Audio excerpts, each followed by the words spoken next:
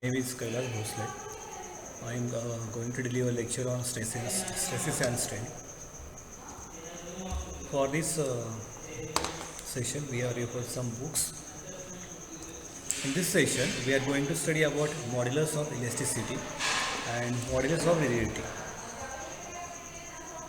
We learned from the stress and strain diagram. We have seen the stress and strain diagram. In this one, we have seen that we the stress and strain from the initial point to the proportional point to the elastic limit point. The line is linear. According to the Hooke's law states that within the elastic limit, the stress is directly proportional to strain. So up to the elastic limit point, the stress will be directly proportional. So due to that one, the line will be linear. It means that suppose when you apply the load, then there will be some deformation of the body. But when you up to the elastic limit, when you remove again load, then the body will retain its original size and shape. So it can be only happen within the elastic limit. So stress is directly proportional to strain. So we have to use one constant. That constant is known as the Young's modulus, capital E. So where stress sigma is a stress, capital E is the Young's modulus, and small e is a strain. So on this one we will see one numerical. A circular hollow tube made of the steel is used to support a compressive load of the 500 kN. The inner and outer diameters of the tube are 90 mm and 130 mm respectively. Its length is 1000 mm. Due to compressive load, the contraction of the rod is 0.5 mm. Determine the compressive stress and strain in the post. So to find out the stress and strain, so P is 500 kN. From that we can find out the area. From this we can find out the stress and strain. Stress will be 72.3 and strain will be equal to 5 into 10 raised to minus for compressive. Second is a rod of 100 mm in original length. When we apply an axial tensile load of 10 kN, the final length of the rod after application of the load is 100.1 mm. So in this rod tensile strain is there. So you can find out the tensile strain delta L upon L will be equal to 0.001. Next numerical is a circular rod of diameter 60 mm and 500 mm long is subjected to a tensile force of 40 kN. The modulus of elasticity for the steel may be taken as 200 kN per millimeter square. Find stress, strain and strain and more elongation of the bar due to the applied load.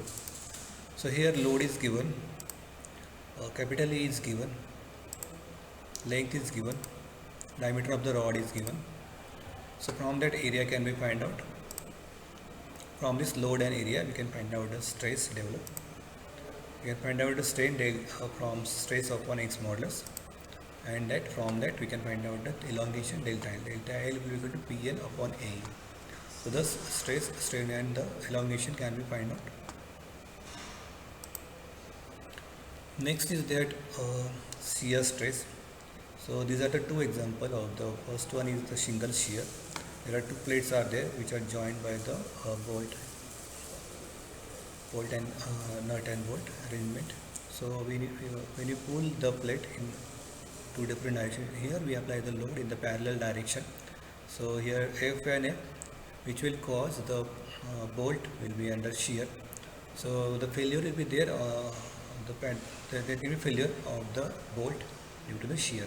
So due to that, shear stresses are developed. So this is the case of the shingle shear. Second case is the double shear. These two plates are there, and we apply the middle plate. We apply the load on the middle plate. Due to that one, a compressive load will be there at the middle portion, and two compressive loads are there on the top and bottom portion. So the bolt, whatever the bolt is there, that will fail in the shear. So whatever the load is there, that will be applied parallel to the area.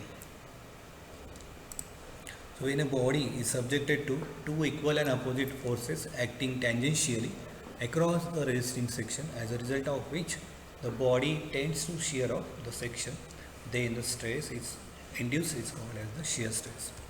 Shear stress is denoted by tau, so that tau will be equal to load upon area. So this is one example of this shear stress. So we here the example is shown. This is the pin which will be under shear.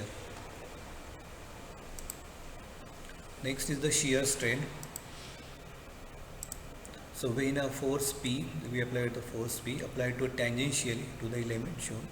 Its edge, it is fixed on the bottom side, and we apply the load on the top.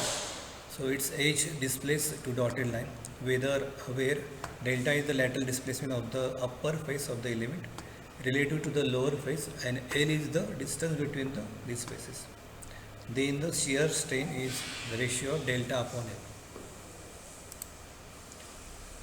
Next is the shear modulus or modulus of rigidity.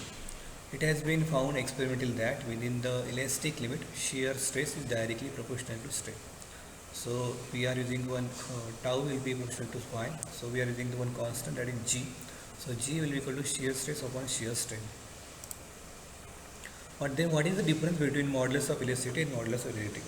The main difference between the modulus of elasticity and the modulus of rigidity is that modulus of elasticity describes how a material gets deformed when a force is applied at right angles to the surface of an object, causing the material to elongate or shorten, while the modulus of rigidity describes how a material gets deformed when a force is applied parallel to the surface of an object. In the first case we apply the load tangentially, in the second case we apply the load parallelly, causing one of the surface to become shifted with respect to the another surface of the same object.